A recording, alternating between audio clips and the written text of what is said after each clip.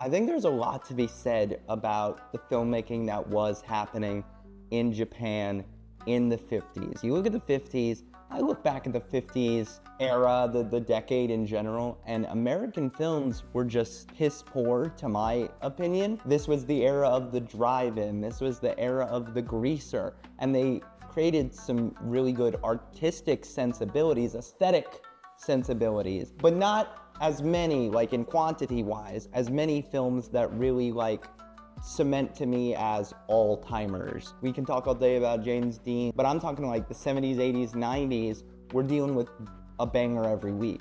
But I think internationally, everyone was killing it in the 50s up until the early 60s.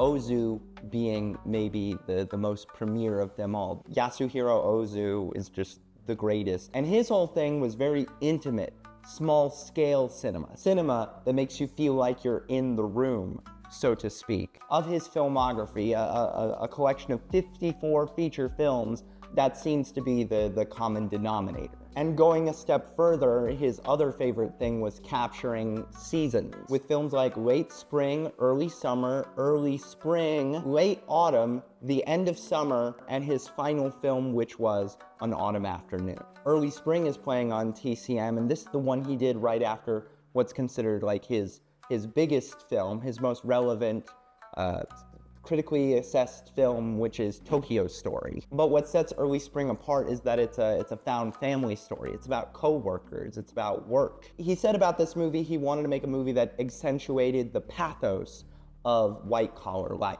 Pencil pushers and assistants, that sort of thing. The office space of Ozu movies. It's as much an examination of post-World War II Japan and as much about the fragility of romance. And this is all kind of stacked on top of each other. The idea of an affair representing this sort of ending of old Japan into new Japan, and the complications that happen in the modernization, which is then fed into by the white-collar working class.